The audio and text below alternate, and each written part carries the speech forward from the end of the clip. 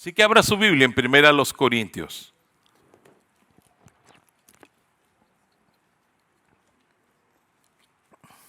Amén. Hemos escogido un tema o una frase que nos recuerde de qué trata 1 Corintios. Y nuestra frase que hemos escogido es glorificando a Dios en cuerpo y espíritu. Esta frase está basada en un verso, en nuestro verso clave. ¿Recuerda cuál es nuestro verso clave? Nuestro verso clave es 1 Corintios capítulo 6, verso 20. ¿Lo quiere leer conmigo? Está en la pantalla. Leámoslo juntos. Dice la palabra del Señor, porque han sido comprados por un precio. Por tanto, glorifiquen a Dios en su cuerpo y en su espíritu, los cuales son de Dios. La gloria sea para el Señor. La carta a los Corintios, mis hermanos, es una llamada de atención. Eso es lo que es. Es una llamada de atención a una iglesia cuyos miembros, mis hermanos, se habían desviado gravemente de la verdad. Si ha estado con nosotros estas semanas, usted claramente ha podido ver esto. Se habían desviado de la verdad y en ese proceso habían cometido bastantes errores de los cuales Pablo está hablando. Se habían desviado tanto en sus creencias como en su vida como iglesia y también desgraciadamente en su testimonio con los demás alrededor de ellos. Así que Pablo les escribe y les escribe con una razón muy clara. Vea 1 Corintios 4:14. Dice Pablo, no les escribo esto para avergonzarlos, sino para ¿qué, mis hermanos? Amonestarlos como a hijos míos amados. Ahora, la razón por la cual ellos merecían ser amonestados, o una de las razones, una de las raíces, Pablo les habla, ustedes se están comportando, dice Pablo, como carnales, como cristianos carnales, no espirituales. Y una de las manifestaciones más claras de esto, Pablo lo señala, es su arrogancia. Y hemos hablado bastante de esto. Pero veámoslo una vez más en el capítulo 4, verso 18. Algunos de ustedes, dice Pablo, les dice claramente, se han vuelto arrogantes, envanecidos en la versión Reina Valera. Dice, como si yo no hubiera de ir a verlos. Ahora este tema de la arrogancia lo tocábamos hace unas semanas y quiero refrescar nuestra memoria acerca de este tema de la arrogancia. O sea, una persona arrogante es una persona que se cree autosuficiente. En otras palabras, es una persona que no piensa por su arrogancia, que no necesita a nadie más, se cree sabio en su propia opinión. Esta actitud es completamente opuesta al Evangelio, pues el Señor nos manda a depender completamente de Él. Es lo que el Señor nos manda. Reconocer nuestra pobreza espiritual, como dijo el Señor, es algo muy importante en la vida del cristiano, o sea, reconocer nuestra necesidad que tenemos de nuestro Salvador en toda nuestra vida. Necesitamos a nuestro Señor. La arrogancia es también altivez. En otras palabras, una persona arrogante, decíamos unas semanas atrás, piensa que es mayor o mejor que los demás. Esta persona, en las palabras de Pablo, tiene un concepto más alto de sí que el que debe tener. Y hermanos, esto no es algo nuevo, no, es el mismo error de Lucifer. ¿Recuerdas la historia de Lucifer que vio el trono de Dios y se creyó digno del trono de Dios? ¿Y qué decir del pecado en el Edén con Adán y Eva? Cuando la serpiente los engañó y creyeron que ellos podían llegar a ser como Dios, creerse más de lo que uno es. Tercero, la arrogancia es menosprecio, hermano. O sea, el arrogante se cree a los demás o ve a los demás como menor cosa. Ahora la actitud esta, hermanos, de estos hermanos en 1 Corintios, si usted ha leído con nosotros esta carta, ha visto que esta arrogancia les ha impedido arreglar sus conflictos entre ellos. O sea, por su arrogancia, por su autosuficiencia, no han podido resolver los pleitos que había entre ellos. Además, lo vimos hace unas semanas atrás, había arruinado su habilidad de entender qué era lo bueno y lo malo. En otras palabras, su compás moral estaba completamente destruido. Pero hablando acerca de los conflictos, hermanos, no sabemos hasta qué punto habían llegado estos conflictos, qué tan profundo o qué tan serios eran, pero hoy nos vamos a dar cuenta de eso un poco. No sabemos en qué áreas tenían conflictos ellos, qué situaciones diferentes en las cuales ellos estaban con pleitos y con conflictos, pero hoy nos vamos a dar una idea bastante clara. Porque estos conflictos no se habían resuelto, hermanos, y habían llegado al punto de que sucediera lo que vamos a ver hoy. Vaya conmigo al capítulo 6. Primera de los Corintios, capítulo 6. ¿Está conmigo, hermano? Fíjese hasta dónde habían llegado sus conflictos, o qué era lo que ellos estaban haciendo. Verso 1. Dice Pablo: ¿se atreve alguno de ustedes, cuando tiene algo contra su prójimo, a ir a juicio ante los incrédulos y no ante los santos? ¿O no saben que los santos han de juzgar al mundo? Y si el mundo es juzgado por ustedes, ¿no son competentes para juzgar los casos más sencillos? Qué lógica tan clara, ¿no es cierto? Pero no queda ahí la lógica de Pablo. Ve el verso 3. ¿No saben que hemos de juzgar ángeles? ¿No saben que hemos de juzgar a los ángeles? ¿Cuánto más, dice Pablo, asuntos de esta vida? Sí, mis amados hermanos, estos hermanos a los cuales se les escribió esta carta, habían perdido completamente su habilidad de conciliar sus conflictos, de arreglar sus diferencias. Este asunto era de tal grado que algunos habían llevado sus diferencias delante de juicios civiles o demandas legales contra otros hermanos de la iglesia. Ahora, mis hermanos, en la Biblia este asunto de llevar un asunto delante de un juez es algo que lo vemos en las Escrituras. En el Antiguo Testamento vemos a dos mujeres yendo delante de Salomón. ¿Recuerdan ese caso? Para que Salomón resolviera un conflicto que tenían con respecto a la maternidad de un bebé. ¿Recuerdan ese caso? Y Salomón es quien les ayuda a resolver de una manera mostrando su sabiduría. Ahora, en el Nuevo Testamento también tenemos casos, gente llevando y demandando a otras personas en casos civiles. Déjeme darle un caso de eso. En el libro de los Hechos vemos a Pablo siendo arrastrado a la prisión. ¿Y recuerdan por qué fue llevado? Porque había sanado a una muchacha que tenía un espíritu de adivinación. Y los dueños, porque era una esclava, los dueños de la muchacha lo acusaron de arruinar su negocio. Y lo llevaron y lo demandaron y lo llevaron delante de un juzgado. Esto, mis hermanos, era bien común en el Imperio Romano, o sea, en los tiempos en que se escribió el libro, la carta a los Corintios, y en el tiempo que vivían estos hermanos, esto era extremadamente común. Los pleitos legales eran comunes y en muchas ciudades, como en Corinto, como en este lugar, los tribunales eran públicos. O sea, se hacían delante de la gente, del público, y formaban parte de la vida cotidiana. La gente solía llevarse unos a otros a juicio por asuntos de herencias, de negocios, de propiedades y muchas otras cosas. Muy a menudo estos juicios, como en Corintios, se hacían en plazas públicas.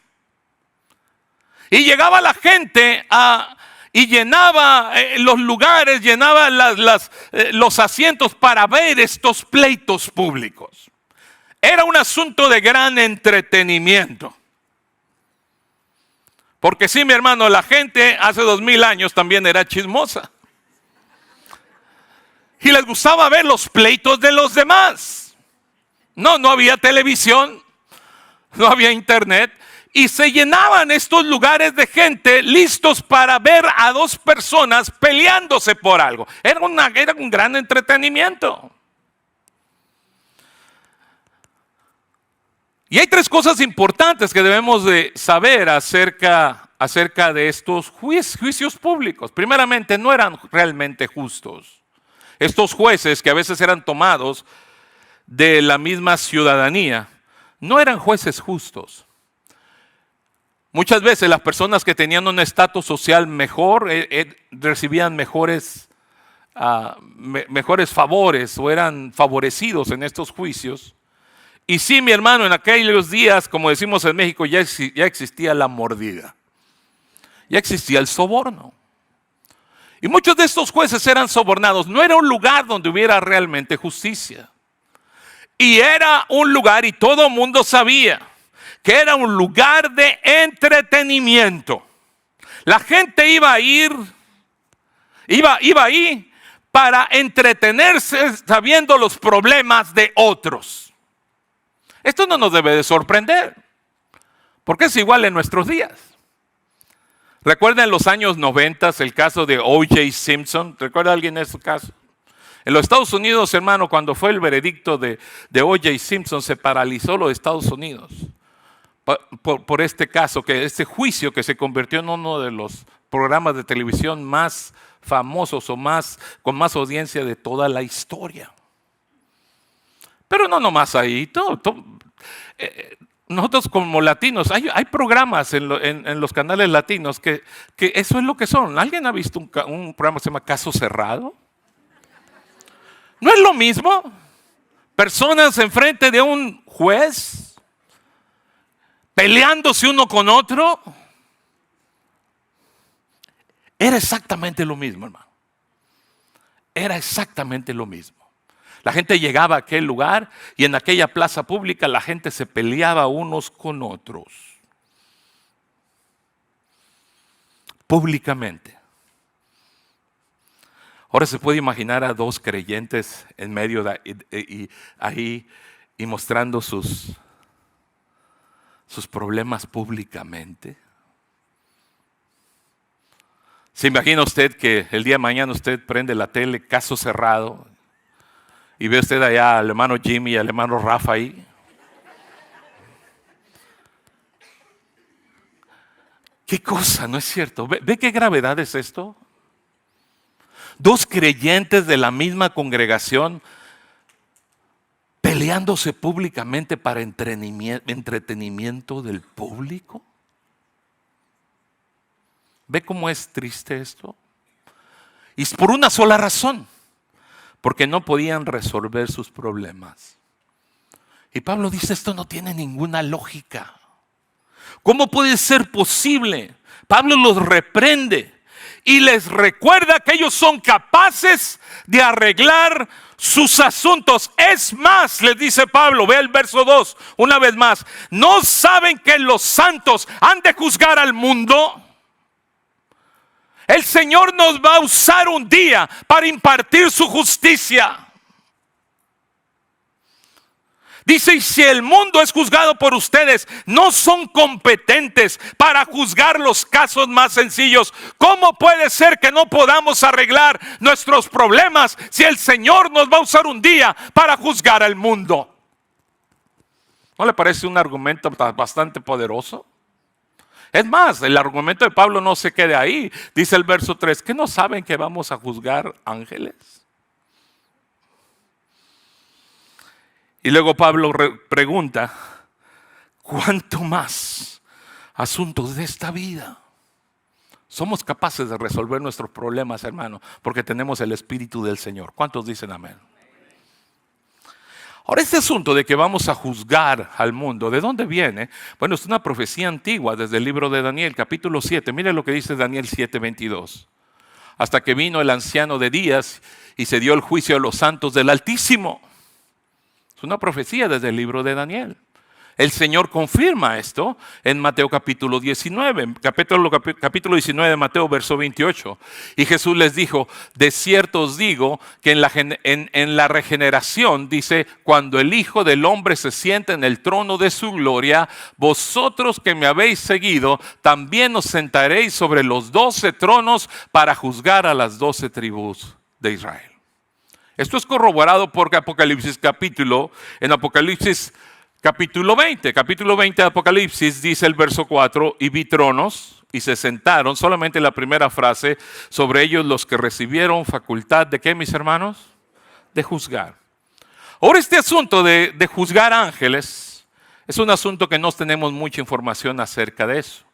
Lo único que podemos decir es que sí, en la Biblia se confirma que los ángeles que se rebelaron contra Dios un día van a ser juzgados. En el libro de Judas, por ejemplo, en el capítulo 1, verso 6, dice, y los ángeles que no guardaron su dignidad, sino que abandonaron su propia morada, los ha guardado bajo oscuridad, en prisiones eternas. ¿Para qué, mis hermanos? Para el juicio del gran día. Aunque estos versos no dicen directamente que los santos los juzgarán, provee un contexto del juicio venidero sobre los ángeles caídos. Pero el apóstol Pablo está hablando de esta realidad para que entendamos lo siguiente: si Dios nos va a usar para impartir su justicia, si vamos a ser impartidores de su justicia a otro, incluso a ángeles, ¿cómo puede ser posible que no tengamos la capacidad de arreglar nuestros asuntos en esta tierra y nuestras diferencias? Somos capaces de hacerlo. Somos capaces de hacerlo. Así que en este contexto y con esto en mente, sigamos leyendo lo que Pablo dice. Verso 4. Entonces, si tienen tribunales que juzgan los casos de esta tierra, en otras palabras, si hay capacidad, si hay gente capaz dentro de la iglesia para ayudarles a resolver sus conflictos, dice, ¿por qué ponen por jueces a los que nada son en la iglesia? ¿No tiene lógica esto?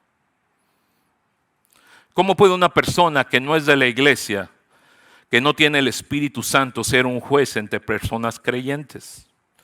Una persona que no conoce por el Espíritu de Dios la ley moral de Dios, ¿cómo tiene capacidad para dar un fallo espiritual sano y de acuerdo a la Escritura? Es imposible. Y por eso Pablo dice, verso 5, para vergüenza suya lo digo.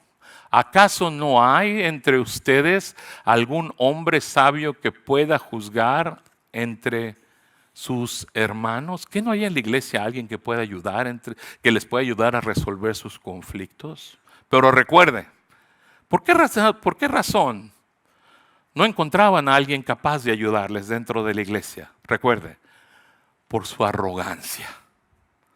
Porque la persona que se cree autosuficiente no cree que necesita ayuda de alguien más. Y además, hacen menos a los demás. Ellos se creían sabios y no tenían manera de poder ver a personas dentro de la iglesia que pudieran o que tuvieran la capacidad de tratar sus diferencias y sus problemas. Además, ¿por qué no decirlo? Tal vez aquellas personas arrogantes, su arrogancia los llevaba a querer tener una victoria pública, a exponer el caso delante del público y que todo el mundo viera que ellos tenían la razón. Y tal vez esto era atractivo para ellos. Recuerde, aquellos juzgados aquellos lugares se habían convertido en entretenimiento y la gente le encantaba sentar a oír los pleitos de otros y dar sus opiniones al respecto. Ahora imagínense lo que pasaba o de lo que Pablo está hablando aquí. De repente la gente estaba en aquellos juzgados y llegaban dos cristianos, miembros de la misma iglesia, y sacaban sus problemas, los ventilaban enfrente de todas aquellas personas y les servían de entretenimiento a ellos. Qué triste, ¿no cree usted? Qué triste.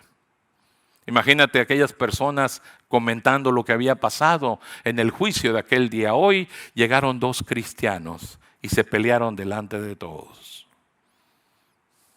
Sí, esos cristianos, esos que me han invitado, ellos llegaron y se pelearon. ¿No le parece triste? ¿Ve qué importante es ver el contexto de este pasaje? Definitivamente podemos estar de acuerdo con Pablo, esto era una vergüenza. Así que Pablo dice, ve el verso 7, así que en efecto, dice Pablo, es ya un fallo entre ustedes el hecho de que tengan litigios entre sí. En otras palabras, aparte de que van y dicen las cosas en público, el hecho de que se estén peleando entre hermanos en Cristo, eso ya es un fallo grande. ¿Por qué no sufren mejor la injusticia? ¿Por qué no ser mejor defraudados? Por el contrario, verso 8, ustedes mismos cometen injusticias y defraudan, y esto aún a sus propios hermanos. ¿Por qué no estás dispuesto a sufrir la injusticia? Pregunta Pablo. ¿Por qué no están dispuestos a bajar los brazos, a ceder lo que tú piensas ser tus derechos por causa de mantener la paz y el buen testimonio? El Señor mismo nos enseñó. Dijo, si alguien te bofetea en la mejilla, ¿qué dice el Señor? Pon la otra. Sufre el agravio por causa de mantener la paz.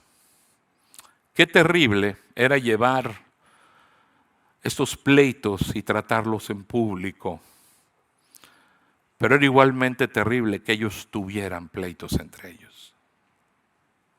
¿Qué aprendemos de este pasaje? Ya comentamos acerca del pasaje, ya lo entendimos.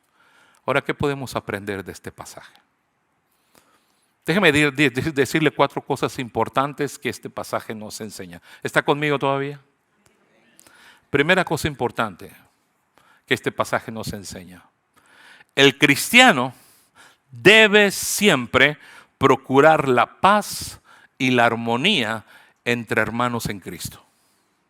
¿Cuántos dicen amén? El cristiano siempre debe de procurar la paz y la armonía entre hermanos en Cristo. Vamos a ver algunos pasajes que confirman esto. Romanos 12. Bendecid a los que os persiguen, bendecid y no maldigáis. Gozaos con los que se gozan, llorad con los que lloran. Unánimes entre vosotros, no altivos, sino asociándoos con los humildes. No seáis sabios en vuestra propia opinión. No paguéis a nadie mal por mal. Procurad lo bueno delante de todos los hombres, si es posible, en cuanto dependa de vosotros. Estad en paz con todos los hombres. Más claro no puede estar.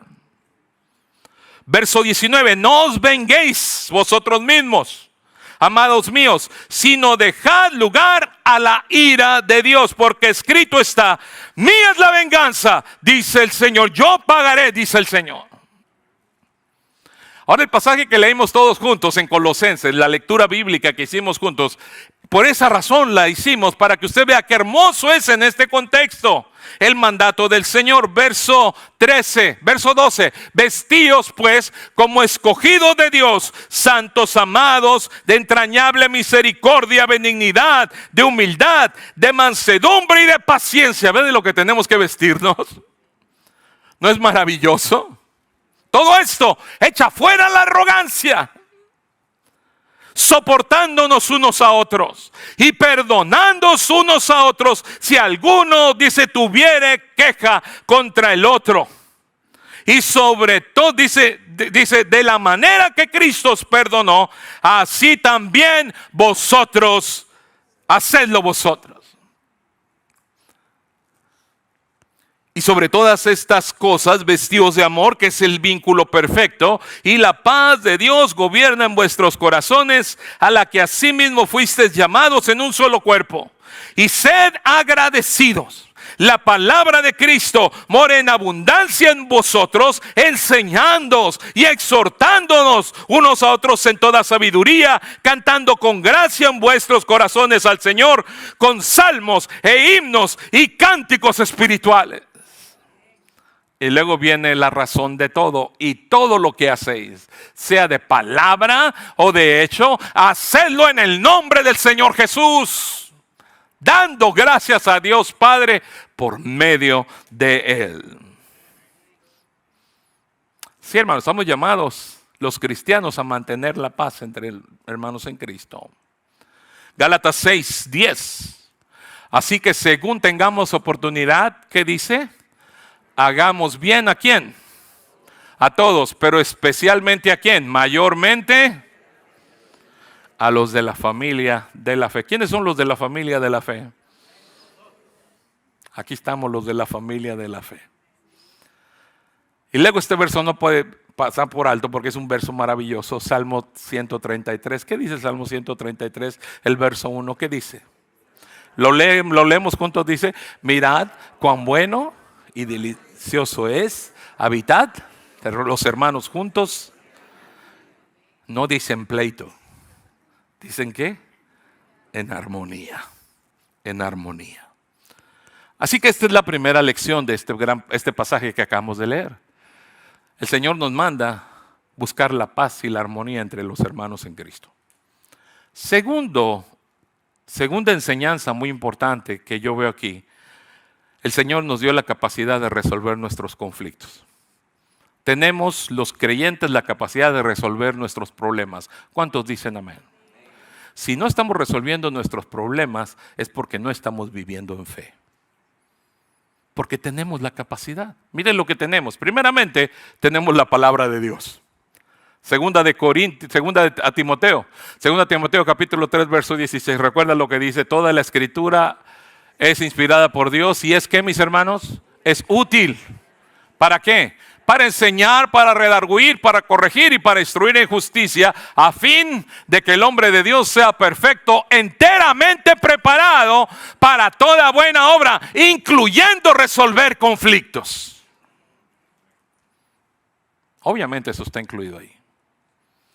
Tenemos la palabra y tenemos el Espíritu Santo de Dios. Amén. ¿Y cuál es el fruto del Espíritu? ¿Pleitos? Absolutamente no. Gálatas capítulo 5, ¿cuál es el fruto del Espíritu? Es amor, gozo, paz, paciencia, benignidad, bondad, fe, mansedumbre, templanza. Contra tales cosas no hay ley.